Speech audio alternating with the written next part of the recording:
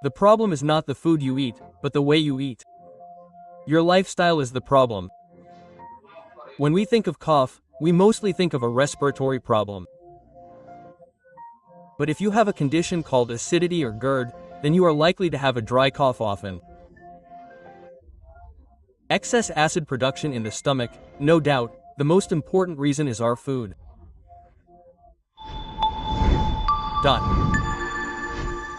Hello friends, I am Dr. ABHIRAM. Generally, patients come to the clinic with various ailments. Sometimes it may be a headache, or it may be a skin complaint, or it may be a joint pain. Along with talking about such ailments, we often ask in a homeopathic perspective, do you have any other ailments besides this? One thing that most people, about 90% of people, say is, Doctor, I have gas problems. These acidity or gas-related problems are so common. One of the conditions that causes the most gas problems for us is GERD or gastroesophageal reflux disease. That is, it is a condition in which some half-digested food particles from the stomach go back into our esophagus, called GERD. So this is a very common disease. Due to this, you are likely to have acidity, bloating, as well as heartburn, bloating and possibly bowel problems. Because basically it affects our digestive system. The main symptoms of this disease are often very common and patients say, when you eat too much or add more beans or nuts, you get a lot of heartburn and your stomach swells.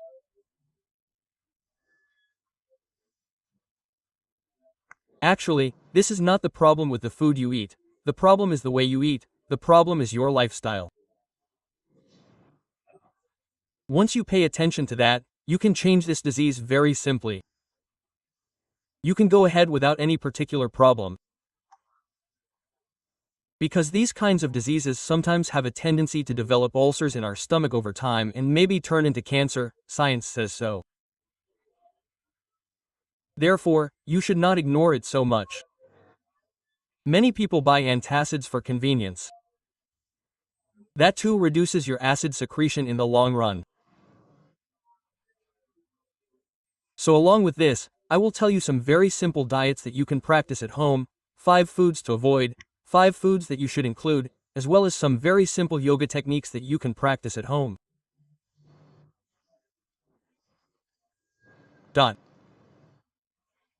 I will tell you some of the symptoms that you may not notice. 1 is a dry cough. When we say cough, we mostly think of a respiratory problem. But if you have a condition called acidity or GERD, then of course you are likely to have dry cough often. Similarly, a feeling like something is stuck in the throat, a feeling like something is being pushed up here when you swallow a glass of water, or a feeling like something is being pushed up here, all of these can be related to GERD or extra acidity. This is also a symptom that some people may have experienced at some point. A symptom that is very similar to a heart attack, there may be a feeling that our chest is really squeezing. This is also often due to acidity or gastritis. In this, to identify whether our chest pain is really from the heart or due to the acidity problem of this stomach, you can simply think about it. If it is generally an acidity-related chest pain, there will be a catchy pain here when we breathe, there will be a catchy pain in our heart region, on the left side. Similarly, this pain does not seem to increase when we move. But if it is a heart problem, we can get an extra catchy pain even when we walk or move here and there. This is a small thing to differentiate it. Don't depend on it alone. We can think about it quickly. If we look at the causes of this GERD or general gastritis or acidity, there are 3 main things to say. 1. Poor clearance, that is, the delay in moving the digested food from our stomach to the small intestine. Within 2 to 4 hours of eating a proper meal, 90% of the food from the stomach will have moved to the next area, the small intestine. After the first 1 to 2 hours, more than 60% of it will have been digested. Then if we look after 4 hours, less than 10% of the food will be there. Then the reasons for this delayed digestion can be said to be excessive food. Our mind says, not enough. But the body has already had enough. This digestive problem occurs more often when we depend on our minds and eat a lot of food. In addition, if you bend over and do some work immediately after eating, if you have a condition where you bend the hip and work more, this problem is likely to occur. Similarly, if you eat a heavy meal immediately after eating, move around a little, walk a little, and lie down. Going to bed immediately after eating will definitely cause a tendency for acidity. People who are overweight are also likely to have a tendency for this acidity.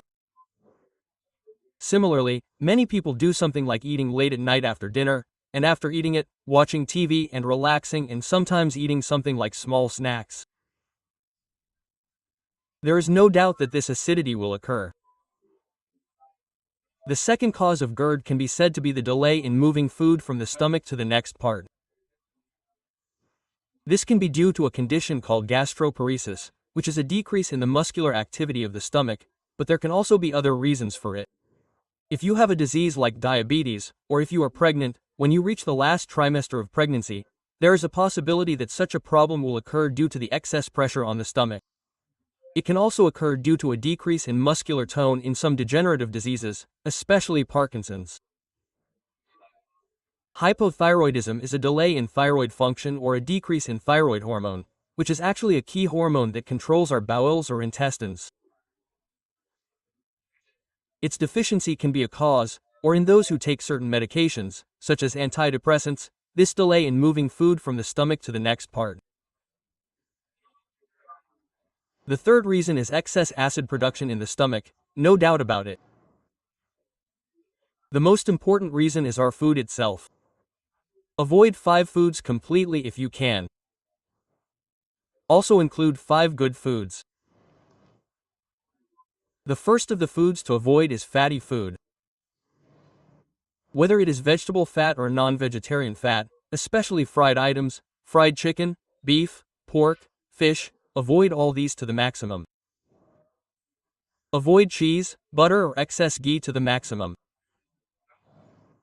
Avoid fried and fried junk food, bought from outside, completely. Simple. Having said that, avoid fried items and excess fat to the maximum. The second food to avoid is caffeine. Avoid tea and coffee to the maximum. It is very important. If you are a person who is used to drinking a lot, then drink 1 or 2 teas only if you try to avoid it and cannot. Many people say, when there are 2 of them, let's have a cup of tea or a cup of coffee. We can drink coffee in the evening for a wake-up call. But although caffeine has some antioxidant properties, when it is consumed in excess, it causes acidity. It can also cause problems like headaches. In fact, when an experiment was conducted in which people who drank coffee excessively were excluded from it in a method called decaffeination, it was found that the acidity was significantly reduced. The next thing you should avoid is chocolates.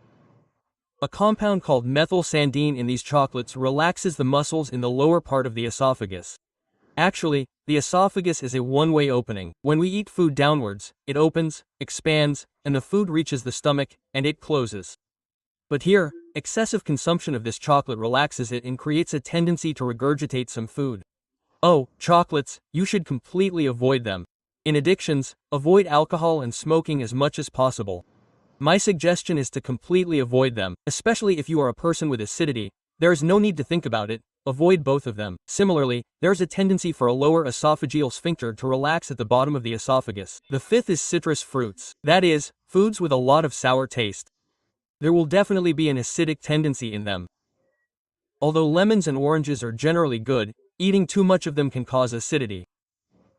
That is why people with high acidity should avoid such more sour foods as much as possible. My suggestion is that if you are a person who has high acidity and wants to change, you should avoid these 5 things. The first of the 5 foods that you should include is ginger. Ginger has more of an alkaline property. So, it's okay to chew a small piece of ginger when you have good acidity. It's okay to drink a small, light tea containing ginger. Or, taking 1 or 2 spoons of ginger juice and adding a little honey to it will definitely reduce acidity. Second, oatmeal.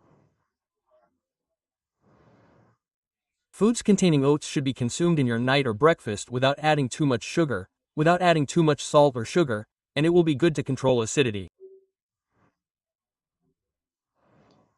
Third, yogurt or probiotics. The good bacteria in it will enhance digestion in our body. Of course, therefore, yogurt and buttermilk should definitely be included in your lunch at least a little. I said the fourth thing first, to avoid fat maximum. But when we completely avoid foods containing protein, we may sometimes get a deficiency. So, what you can use for that is lean protein or grilled protein foods. Including non-veg fish or chicken in moderate amounts and grilling them will be beneficial for you without causing deficiency or acidity.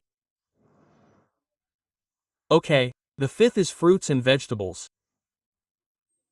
The easiest fruits available to us are bananas, apples or watermelons, all of these in a moderate level. Okay, eating too much of anything can be harmful, but eating these in a moderate level is definitely good. Similarly, whether you make it like a raw vegetable salad or eat it cooked, include a little more vegetables and fruits. Because it has more fiber, it will enhance digestion.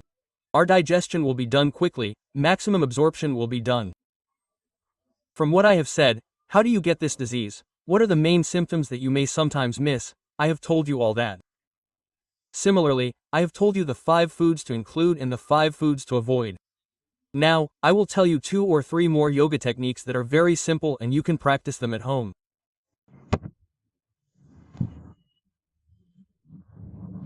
Pavana Muktasana. Slowly bend your right knee and bring it close to your chest. Take 3 or 4 breaths and then slowly exhale and return to the original position.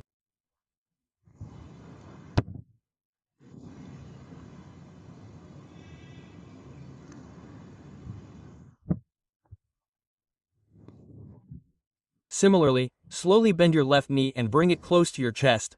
Take 3 or 4 normal breaths and then return to the original position. After this, fold both knees and bring them close to your chest.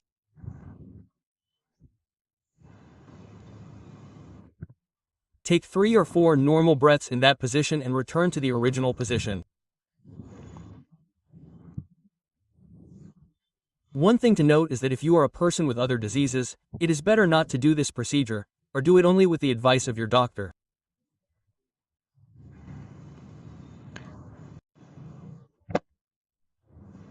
Another important thing is that you should never do any yoga postures on a full stomach or after eating. It is best to do it early in the morning if possible. Now, if you are a person who has knee pain, you can do this yoga procedure slowly by holding your hands behind your knees.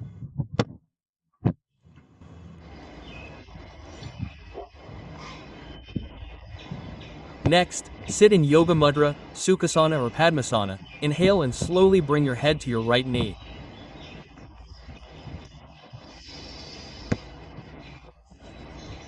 After inhaling and straightening up, repeat the same procedure with your left leg. Then, inhale and exhale and repeat the same procedure for the 3rd time towards the middle.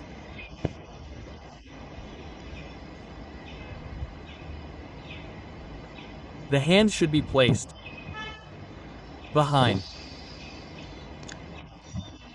You like this?